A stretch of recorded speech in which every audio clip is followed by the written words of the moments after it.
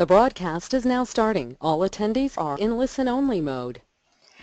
Good evening, and thank you for joining us for NCEA's webinar, Why Do We Keep Talking About Data-Driven Instruction, offered in partnership with Sadlier Schools.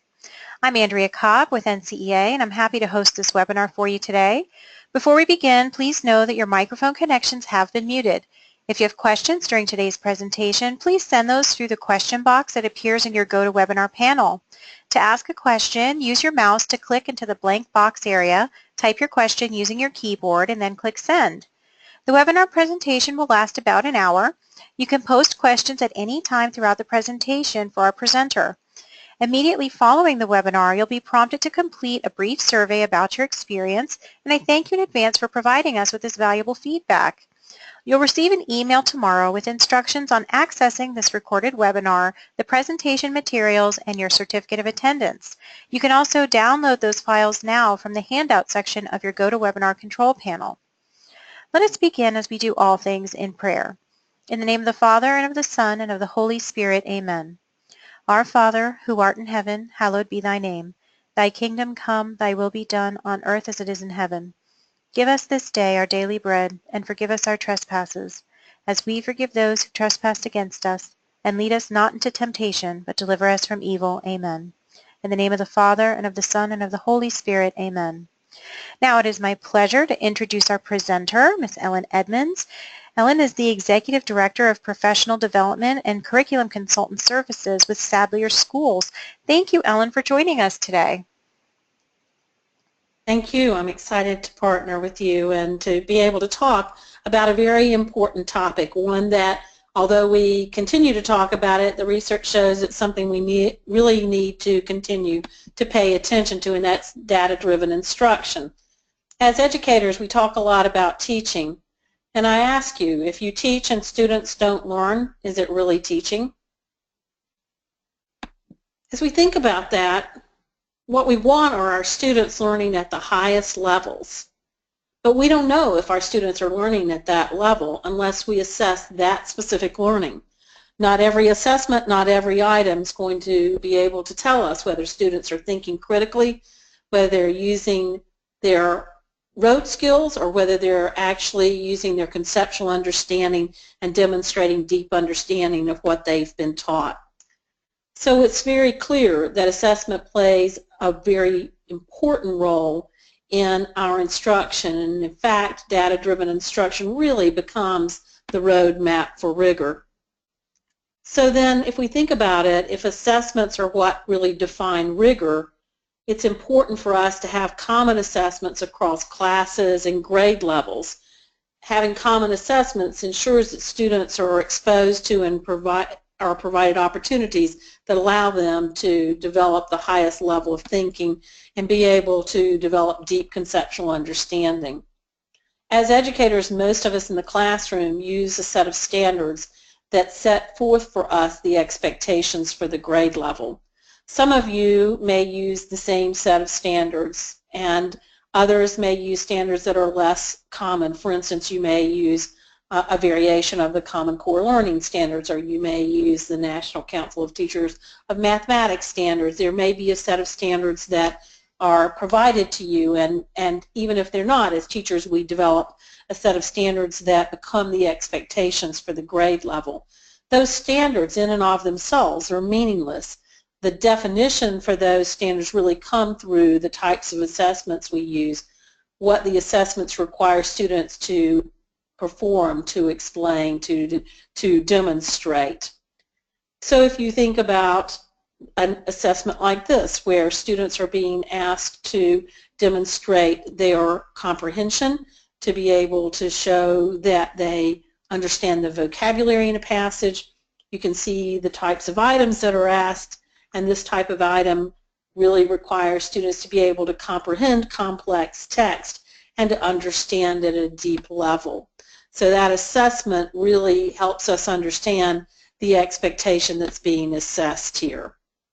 So if we're teaching really at a very rote level, asking students only multiple choice type questions and really asking for instance, just computation, then we're leaving our students unprepared. We want students to be really ready to answer complex questions, to demonstrate their understanding, to justify their thinking, and that requires moving beyond teaching to simple standards and being able to assess in a way that we haven't traditionally assessed. There's been a big shift in assessment over the last 5 years. And so what we're really looking for are college-ready assessments. And when we say college-ready, we're really talking about at every grade level providing the foundation and the support and the instruction that is necessary for students to be prepared for college. And that is an articulation from grade level to grade level. And those assessments really guide our efforts towards rigor. So then what we're really thinking about is what's sometimes called backwards mapping, thinking about the end and with the end in mind, preparing our curriculum. So we can measure outcomes, but we have to understand what the target is, and we want consistent targets across classrooms, across grade levels, across schools, across dioceses. We want an equal opportunity for students to be exposed to rigor that will help them be successful. So in what way do we really understand the level of student performance and understand the effectiveness of instruction? Well, we can certainly observe classroom instruction, but when we observe classroom instruction, we're really only seeing about 1% of what happens in a classroom. When we use data from well-designed assessments, then we are able to have a window that exposes us to 80% of what students are learning in that classroom.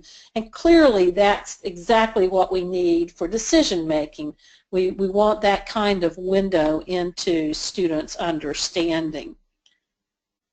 As educators, we want to work in schools that are great, schools that ensure student success, that students are able to go to prestigious universities or colleges, that they're able to enter the careers of their choice. And so when we think about what moves a school from mediocre or good to great, Paul Bambrick-Santoya's work really helps us have insight into what's required. And he really outlines very clearly what kinds of instructional leaders are necessary for moving schools from good to great, what kind of culture in a school is necessary, what needs to happen on an instructional basis. And I find his thinking extremely beneficial as I think about our goals as educators to be the very best that we can be and to provide the greatest opportunities for our students. He's identified 7 areas of school leadership that dramatically improve student learning. And he calls those areas levers because as educational leaders, you're able to leverage more student learning out of every school day by using those 7 strategies or 7 levers. We know from the research that time on task, students, opportunities for learning, time-based opportunities for learning, really result in outcomes. So the more time students have for learning, the more that they will succeed. So that opportunity to leverage more out of the school day becomes really important.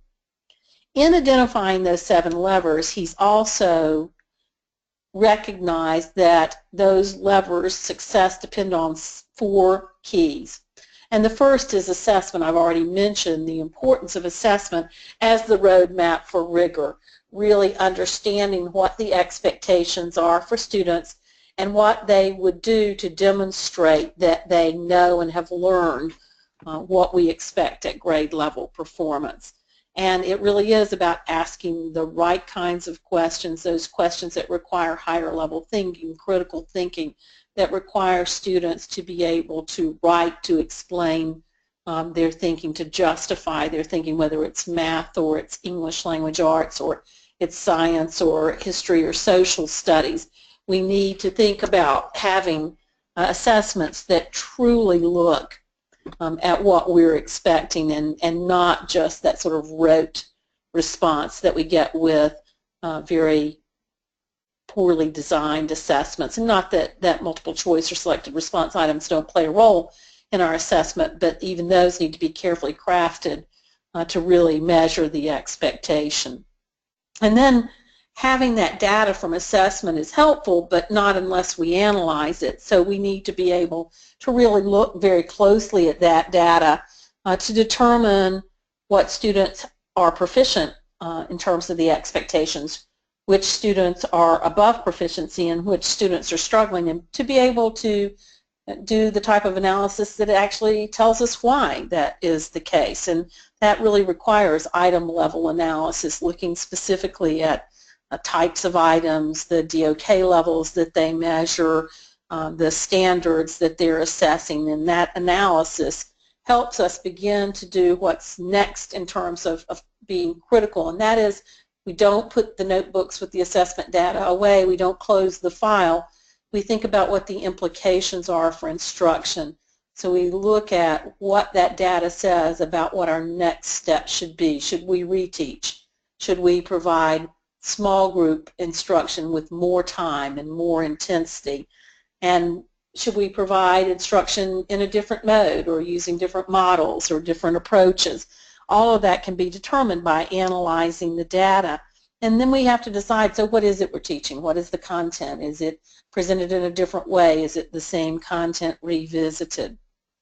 And then finally, all of those things can happen at the classroom level, but for us to be really effective in leveraging change and moving from good to great, there has to be a school and diocese system in place and procedures that support that continuous improvement focus, assessing, analyzing, action, and the cycle continues.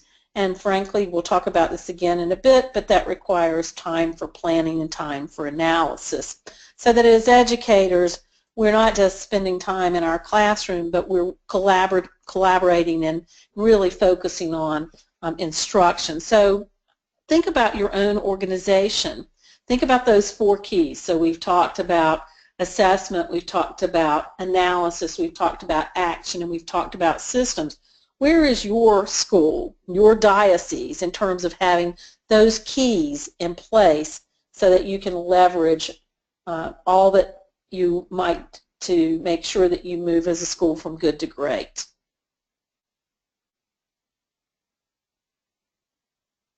Well, this is really great data. It looks like in every single setting that you're in, you're really paying attention to those critical keys, and many of you already have them firmly in place and vital. So over half of you are nearly half of you are really in an excellent place in terms of really refining what you do to have the highest level of student achievement.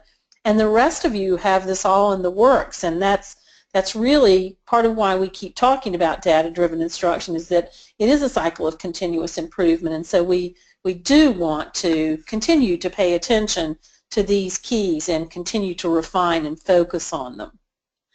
So if we want to improve student outcomes, if we want to have a school that is truly a great school, then there's an instructional roadmap that will allow us to make the changes that are necessary for those kinds of achievements. And the first thing that needs to be in place is interim assessment. And I'm going to come back to this multiple times, but interim assessments are just that. They're administered really 4 to 6 times a year at critical intervals, so generally at the quarter, and that data can be used for multiple purposes. It's a powerful assessment type, and so we frequently call interim assessments benchmark assessments. And then the second thing that we need to have are really good reports. And while certainly we can create manual reports and we can create spreadsheets using our manually created data, but it's much more powerful if we can use technology to have the types of reports that quickly identify areas of concern, students that have similar achievement areas or areas of struggle, and to be able to very quickly have access to that data also. So we can use a variety of approaches to collecting and analyzing that data, but we need to always think in terms of the format that will allow us to do the analysis most effectively and efficiently. And we certainly want that data correlated, and we'll talk about those alignments and correlations in a bit. It isn't a situation, again, of just talking about what happens in the classroom. So it's not just the teacher that has responsibility in terms of this process. It's very important for the principal, the assistant principal, any curriculum leads that are in the school, and really for the diocese leadership to make sure that they're taking part in that data analysis. And that data analysis at that instructional level allows those leaders to think about what resources need to be deployed, what changes need to be made in terms of curriculum, what might need to be done to support teachers' professional development. So that analysis needs to happen not just at the classroom level, but at a more global level, so that you can quickly see where there are concerns across grade levels or within a grade level. And of course, the teacher has to really own that analysis also at the classroom level. Ultimately, instructional changes happen at that level, and it isn't something that can be done for someone else. There's a tendency for us to say, oh, hand me the analysis, tell me what to do. But what the research shows is that when teachers themselves actually analyze the data, slice and dice it, and get to know it, they use that data more effectively and make the changes that need to be made instructionally. When someone hands us an already completed analysis, sometimes there are data elements that are missing in that that external force wouldn't be aware of, and sometimes that analysis is misleading. So a teacher really is in the best place to do that analysis and to incorporate all types of data. So some of that data might be observational, it can be formative data, it can be summative data, it can be interim data, and teachers are able to really take all of those elements into play and consider them in making decisions instructionally, analyzing that data based on the way they've taught, analyzing it based on depth of knowledge levels or other elements that are critical in that particular classroom, and really being able to zero in on what the problem is, what the areas of concern are, and focus around that prior to thinking about what the plan would be based on using that data. And always keeping in mind whatever multi-tiered system of support you may have in place and where it would be best, which level would be appropriate for support or acceleration as you think about it. And certainly using the data not just to think about what action do I take in terms of content delivered or pacing, but also thinking about student grouping. So if assessment is so essential and common interim assessment is important, what do we need to understand about common interim assessment? Well, the first thing is that it's interim. Part of what makes it so powerful is that it doesn't happen on a daily basis, a weekly basis. It's manageable, and so you're looking at critical interviews where data could be used to really change student outcomes. And the research shows that 4 to 6 times a year is very manageable and very appropriate and the best use of assessment. And then we need to really think about having everyone understand when those benchmarks or those interim assessments are administered.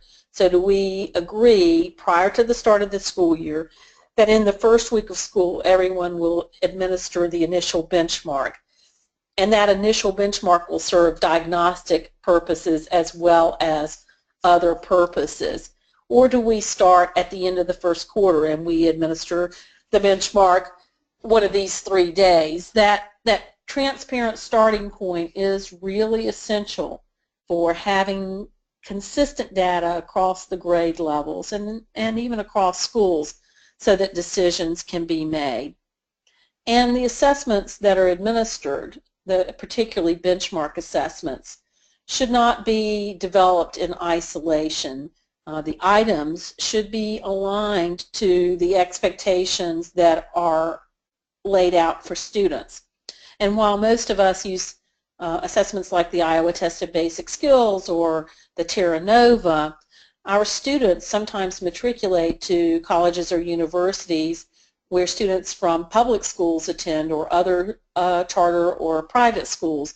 And so we want our students to be prepared for success in those settings to actually exceed the standards of those other settings. And so we want to make sure that at a minimum we align what we're doing assessment-wise to state expectations, to general grade level expectations, and to expectations that support college readiness. Sometimes that means that we have our own expectations. We know that we want our students to exceed the standards, and so we would align to those expectations that we have laid out in our particular school or diocese. Sometimes it also means that we need to assess previously taught standards so that we understand what gaps there are, what students' foundational knowledge base is, so that we have a clear instructional pathway. So as we think about the types of assessment we do and the frequency of assessment and the item types, we want to think about all of those standards. And so as we think about that, it's really important for us to think about whether you are using a variety of assessments and what assessments you use most routinely in your classroom. So do you use diagnostic assessment, formative assessment, interim assessment, or summative?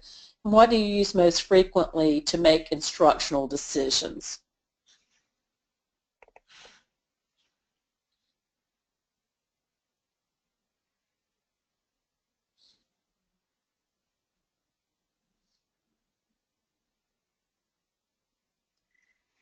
So it looks like there's a balance of most of you using formative and summative assessments for decision-making purposes, and certainly, the very purpose of formative assessment is to help drive instruction and to inform what we do on a daily basis. And many of us use those summative assessments, end of chapter, end of year assessments to also drive instruction, so they serve multiple purposes.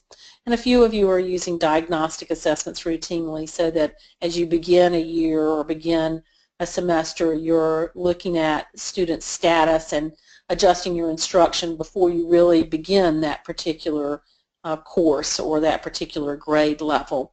So that data is really important, but I also noticed that none of you are using interim assessment, and so as we move forward, I hope you'll really pay attention to the power that interim assessment offers to us instructionally. So again, when we think about aligning, I mentioned the importance of aligning the assessments that you use to the expectations that your students will encounter, both in terms of your school, the diocese, the greater community, and then as they matriculate to colleges or universities, those settings also. So one level of alignment is certainly to state tests, and another level of alignment would be to the expectations of college and university. And then certainly aligning to the sequence of curriculum that you typically provide in your setting. And so I'll use an example of that. In many of the schools that I visit, there's an expectation that algebra be taught in 7th or 6th and 7th grade. And so while that might not be a state expectation, that might not be a public school expectation, that sequence of curriculum would be something that would be important for your particular setting. So you'd pay attention to that. And sometimes we really want to use the assessments that we do to modify the scope and sequence and the pacing of our curriculum, and that certainly can be appropriate depending on the standards we use and the assessments and what the data is telling us. So we always can make adjustments. So it may be, for instance, that we have not typically covered geometry in the first semester, but based on the data that we have, we see that students need earlier exposure so that they can continue to have instruction across the year as opposed to having geometry covered in May right before the Terra Nova is administered. So some of those kinds of things are things we have to take into consideration also. That we often in ugly ways talk about teaching to the test, and we're negative about that, but the truth is we're always teaching to the test. We always, if we are really developing tests appropriately and aligning standards and assessment, really measuring students' proficiency relative to that. But what we're really doing when we are making sure that we have data-driven instruction in place is really testing our teaching. Is it effective? Remember at the beginning I asked if it's teaching if students don't learn, and that really is the crux of the issue. We can do a lot of ineffective teaching and have students who have not become proficient in standards. So it is important to test the effectiveness of our instruction, which is in no way a negative statement. There are times when the best of teachers need to reteach or revamp what they're doing. And that really is something that assessment allows us to do. So again, as we think about our work as educators, we're using assessment, that first key, as a way to define the roadmap for rigor, and we're really beginning with the end in mind and backwards mapping and making sure that we're using the assessment to help us understand the level of rigor that we can expose students to and use that to really increase the rigor in our schools. And just as an example, when we look at standards, sometimes they're very generic. So this is an example of a Common Core State standard. Determine the meaning of words and phrases as they're used in the text, including figurative and connotative meanings. So what would we expect that you would see for a student who's proficient in that standard? What kinds of things would students do to demonstrate proficiency? This particular standard is so generic that it's hard to understand what rigorous demonstration or rigorous instruction might be relative to this. So then assessment really plays a critical role. Some teachers might assess this standard by really having students respond to a very simple vocabulary quiz. But other teachers might develop assessment items that look a bit more like this, ones that are a bit more challenging.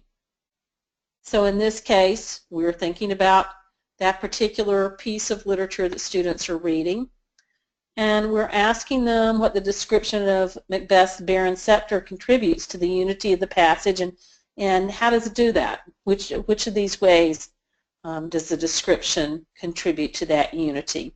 So students have to read Macbeth, then that particular part of the passage. They have to comprehend it, and they have to understand the author's craft and the structure of the piece of text. So it really requires a much deeper understanding of the author's purpose, the author's craft and structure, as well as comprehending.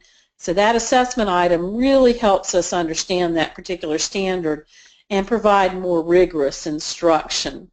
So in this case, it's just one example of how assessment would define the way that we teach. And the standard by itself really has very minimal implications in terms of instruction. It's the assessment that helps us really determine what we're expecting.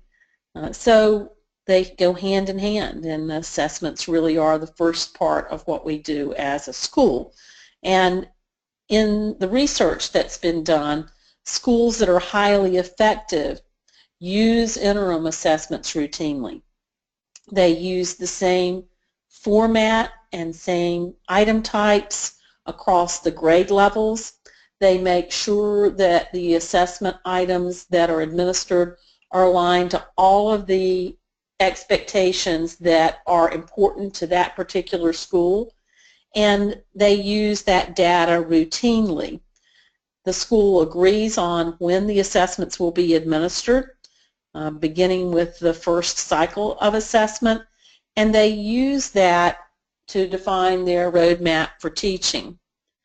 While it's tempting for us to wait until we administer the Terra Nova, or wait until we administer the Iowa Test of Basic Skills and use that as our data points and important information, good schools don't do that. They really use interim assessment to give them a lens or a window into student performance in a consistent way. So formative assessment tends to be teacher created, and there will be some variability in expectations across classrooms, but interim assessments are collectively created if done appropriately and give us better data. And because interim assessments are only administered 4 to 6 times a year, we don't over-assess. We don't get overwhelmed. Our students don't get overwhelmed. We can actually use the data from those assessments. We can analyze that data more effectively. And that's really why we're talking about assessing 4 to 6 times a year.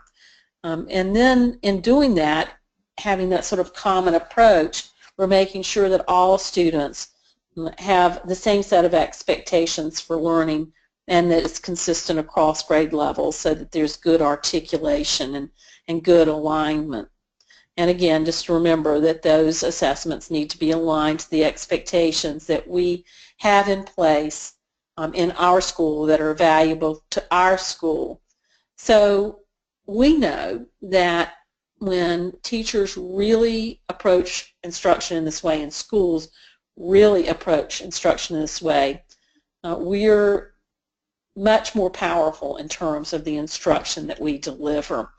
And we're making choices that are really systematic and that are collective and that allow for that articulation that will result in student success. Just as a point of reference, we know then again that the data doesn't sit on our desks. We have to immediately use that data. And what the research shows is that when we assess, we really need to analyze that data within 48 hours. You know, very quickly that data becomes stale and acting on it's not appropriate. And so we need the opportunity to assess in such a way that we can very quickly use that data. And that's where technology is very helpful. We can have reports that are succinct, that give us ways of slicing and dicing the data in order to make good decisions, and they're timely, and so that's very powerful for us.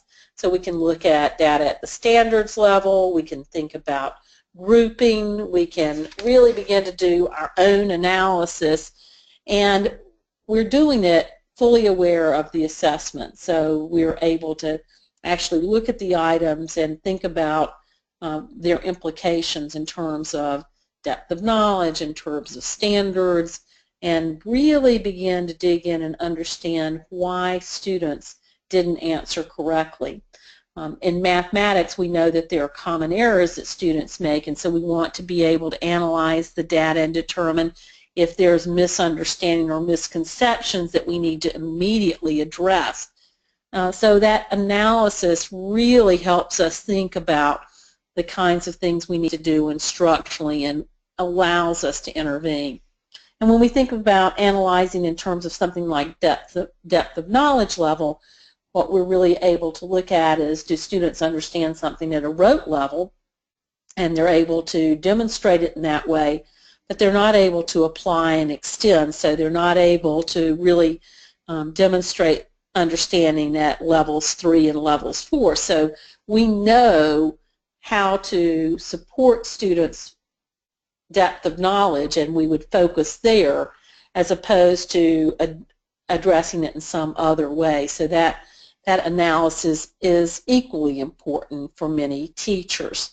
So we're going to take that data, we're going to make reports out of it, we're going to analyze that data, and we're going to do it very quickly so that we're able to make instructional decisions. Our instructional leaders need to be able to analyze data and help us make good decisions instructionally. They need to be able to model how to dig deep and really use the analysis to come up with hypotheses and be able to determine appropriate actions so that we make good decisions consistently from classroom to classroom. And good instructional leaders will not only use that data for classroom-based decisions, but for school-based decisions also. So good reports allow us to look at things in a sort of summary format globally so we can see class performance, and then allow us to drill down and look at student performance and look at question by question information and see the choices that students make, look at it by standard, look at it student to do comparison. All of that is really important, and we need reports that make it easy for us to do that. So we certainly want to be able to analyze that data, but then we have to use that data instructionally. And so it's important to be able to plan collaboratively, to discuss the implications in terms of next steps. That's one of the hardest things for us as educators to do. We may be able to look at the data, see 5 students that have similar concerns, but what are our next steps? And we want to make good decisions. What the research shows is planning collaboratively, analyzing and determining next steps collaboratively is best practice. In Catholic schools with such limited planning time, that's a challenge for most of us. So we have to think more creatively about how we do collaborative analysis and collaborative lesson planning. And we need to be able to share lesson plans and talk about how we're using the data instructionally and be able to share from grade level to grade level. It's a very powerful way of approaching things. And after we have that interim data, it doesn't mean we stop assessing. All of you talked, or a lot of you indicated in your poll that you use formative assessment, and that ongoing assessment plays a really important role in determining students' progress towards those indicators we have in place. And we certainly want our students accountable for learning. We want them owning their learning. Assessment plays a very vital role in that process. And of course, we're also accountable for student learning. It's interesting that the research shows that even pre-kindergartners are able to understand expectations for learning. They're really good at using the regular feedback we provide to determine how close they are to proficiency, and they're able to also begin to interpret it to determine what needs to happen, what actions they need to take to improve. When we provide that kind of feedback routinely, very explicitly to students, they become more engaged, they make much more progress, their achievement levels are higher. So assessment data is not just for us, it's for our students also. And certainly the schools that are most effective do make time for data-driven instruction. It's a collective commitment, and that begins with making sure that we have interim assessments in place, that we have opportunities to analyze the data collectively, and time for us to really plan carefully about what steps we should take in really modifying our assessment. And it starts with creating that school calendar for assessment. It continues with creating a culture where all of us work collectively to use data to drive our instruction. And so the leadership team plays a very active role in that process. It includes making sure that there's introductory professional development, that we use that implementation calendar to drive what we need to do, that the professional development doesn't stop with that sort of one-shot approach, but that there's ongoing professional development to deepen our understanding, that there is a culture of true collaboration, and sometimes that means moving not just within the school itself to understand more deeply and share, but also outside of our school, sharing with other schools in the diocese, and sometimes even across dioceses, that idea of sharing assessments, sharing what you do when students are not proficient and when they have these particular characteristics. With all of our technology, we're much more capable of doing that kind of collective approach to it, so that these fundamentals are in place not just through traditional approaches but through more innovative approaches, and that when we think about our year, we know from the very first day that we're together in preparation for that year when assessment's going to take place, when we're going to have time for analysis and action planning. So we live in an age right now where we think so negatively about assessment, and we're very critical of high-stakes assessment, and rightfully so. It's administered too frequently, too many decisions are made based upon it, but there's such good data that shows that interim assessments are really valuable to us, and so we don't want to throw the baby out with the bathwater. There are really compelling reasons for us to pay attention to interim assessments, to start to bring them to the forefront as we think about best practices. When we use interim assessments, we're really able to look at individual students and our whole class and see whether, not just whether they're proficient in standards, but whether they've demonstrated growth. We're able to really get information that helps us understand if we're effectively teaching, if programs that we have in place are effective, so that might be after school, it might be something that's done with Title I money for certain populations of students, or our Title II efforts that are in place. We're able to use that data to determine what's working and what isn't. We're also able to look at data and say, I know because students are here at mid-year that they're going to have difficulty being proficient in this area at the end of the year. So we can start to make projections about a class that would be a class of concern, or students that we're concerned about, or even our whole school, and be able to do some intervention to make a difference. We're certainly able to use that data to look at individual student needs and to tailor instruction to meet those student needs. So interim assessment really falls in the middle in terms of frequency and in terms of the scope of what's assessed. So you can see that sort of middle stepchild role that it plays, but it's a very powerful tool. We can use interim assessment for a variety of instructional purposes. It truly is good data to inform instruction, but we can also evaluate. And when we think about summative assessment, it plays an evaluative role, and interim assessment certainly can too. Is a student proficient in the standards? And then we can begin to predict performance. So are they going to be ready for next year? Are they going to do well on the Terra Nova?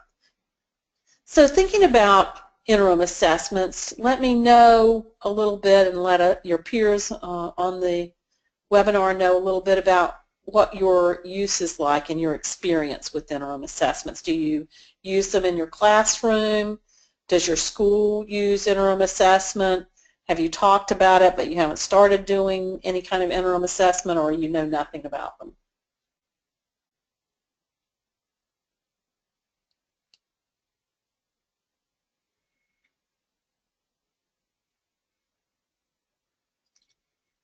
Well, it looks like there's some use but not consistent use, and not a lot of implementation. So this is an area where if you want to move your schools from good to great, if you want to really have a cycle of improvement, this is a great opportunity for your school and for your focus. So I encourage you to think about interim assessment and really use that as a tool for improvement. When we have good data, we're really able to enrich our curriculum. We're able to see areas where the resources we've used are very effective, and we're able to see areas where we need to supplement or support in some way. Data really allows us to analyze the content that we're using and the instructional methodologies that we're using to make a difference for students, and to be able to think about not just students' weaknesses but their strengths. For many of us, the biggest challenge we have is taking students who are proficient already, who have been at grade level for much of the year, and provide opportunities for acceleration and to build on those students' individual strengths. That's such an important part of what we do, and we have such constraints in being able to do it. And certainly we need to consistently adjust our instruction to meet individual student needs. It's one of the most challenging things we have to do when we have so little planning time, but it clearly makes such a difference in terms of student outcomes. As we have a better understanding of what the status of our students are, we're really able to be more focused in terms of where we spend our time and where our attention is delivered, and that allows us to be far more efficient and effective. So it's a very important aspect of having data. It's interesting to look at the research on feedback for students. It's so tempting to say, good job, well done, great presentation. That sort of global feedback is meaningless to students. But when we can give students specific data, when we're able to say, you answered this correctly and this correctly, and those are computational questions. But when I asked you to explain your reasoning, justify how it made sense mathematically, you weren't able to do that. So let's talk about what needs to happen so that you can explain to me how you solved that problem and why it makes sense mathematically. That kind of conversation will change student outcomes and makes the student the owner of the learning process. So not only is feedback important to students, but also that kind of specific feedback is very helpful to parents, and it's also helpful to our peer educators. So there's someone who taught the students the year before you received them, and it's helpful for them to know areas of strength and areas of concern. And certainly the receiving teachers can benefit tremendously from that same type of data. And certainly for our administrators, our instructional leaders, they're able to see areas where the school might benefit in terms of professional development, or groups of teachers who might have areas that would be helpful for them as a focus. And as we think about our teaching, the data really shows us where we need to alter our pacing, where we might need to make curriculum changes, and it quickly identifies students who may have performance that is of concern on summative assessments, those end-of-year Terra Novas, ITBSs, etc. And then we really do have the opportunity to take that data and, rather than scattershot try to address students' struggles, be very focused and very specific in the work that we do so that we truly do close the gap and have students who are proficient. When we're not clear about the area of concern and we just know students have failed, our interventions are not very successful. But when we have item level detail and we understand specific areas of concern, we can really drive student achievement. When we understand student performance and we're able to look at it in intervals, we're better able to know whether students are appropriately meeting targets across the year. It's no different than pediatricians are when they look at students' growth or children's growth in a year. They know what typical growth should be, and then they know when there are areas of concern if I don't meet this benchmark by age 2. And so it allows us to start to think about growth targets that help us instructionally. When teachers are asked what assessment types are most beneficial in their instruction, they routinely say that interim assessment provides the most power. They talk about the multiple ways they can use that type of assessment. They talk about how powerful it is and how manageable it is. And so interim assessment really becomes a great tool for closing achievement gaps, for accelerating student achievement, for making sure that all of our students grow in the way that we want them to so that they're highly successful. So interim assessments are clearly very powerful. As we think about assessing students, it's important to note that we're in an age of next generation assessments. What that means is that, for instance, the ACT now is going to be an online assessment, that more and more we're seeing assessments online, and assessments that are technology-based can really dig into student understanding in a way that the old paper and pencil assessments cannot.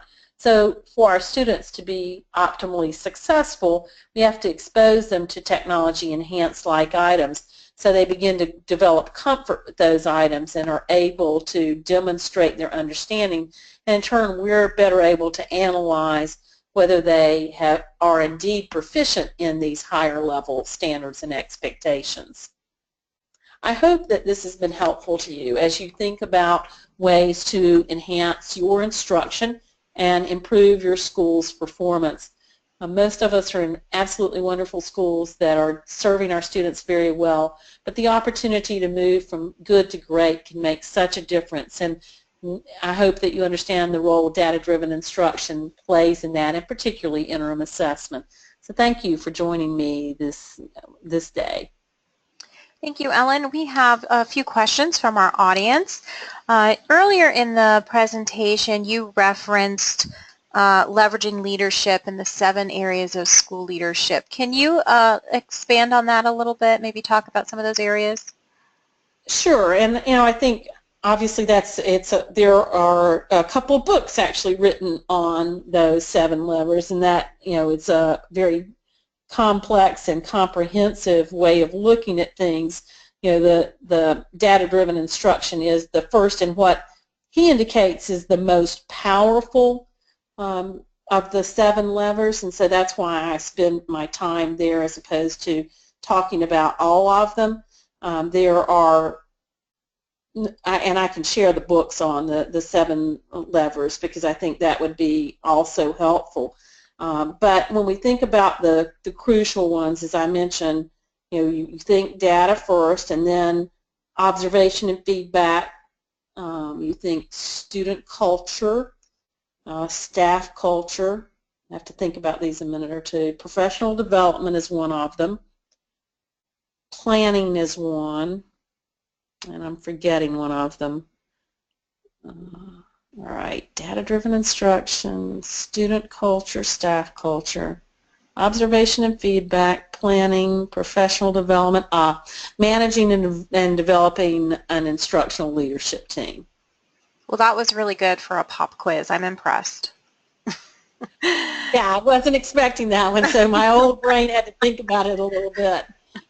Very good. Well, yeah, I think the first 4 are the ones that are most critical, so those I have to think about the order of them, but I know data-driven instruction, observation and feedback, and planning are 3 of the first 4. And we had a question about the high school assessments. Are the interim assessment tools the same questions for all grade levels in high school? No, they would not be, because obviously the expectations are not the same at all grade levels. So there will be alignment or articulation because there's a learning progression, and that's particularly true in English language arts, less so in math when we get past middle school. The learning progressions still exist, but because we tend to in high school be course focused for math, that's a little more challenging. It's interesting, some states and some schools have gone back to grade level math, and when they do, then that learning progression exists. So you would have similar question types, but the depth or rigor will change from grade level to grade level. Great, thanks. And what would you recommend in best practices as far as sharing the interim assessment data with students and their parents throughout the year? Well, it is important to have those conversations, particularly with students, and it's important to focus on a couple of areas of strength for students so that they see themselves as competent learners, and to be specific in pointing out what their strengths are. So not a global great job, but here's something you do very well. This is the type of question that you answer well, or these are the things that you really excel in, and be very specific in sharing items that are examples of that so they can understand and visualize it. And then you don't want to overwhelm students with things that they need to work on, but the nice thing about interim assessments is you can sort of focus for a quarter on something. So here are a couple of things you really need to work on, and here's where you are. You're really not even beginning to demonstrate this, and here's why I say that. Or you're starting to demonstrate it, but you need to demonstrate it with more consistency. or you're demonstrating it at a rote level. Now we want you to work on understanding it more. So in the case of math, it might be using some more concrete manipulatives and that sort of thing to bridge the concrete to the abstract. With parents, all of us as parents want our students, our children, to be highly successful. And it's important for parents to understand where their students' strengths are so they can build upon and reinforce those, but also understand specific areas of concern.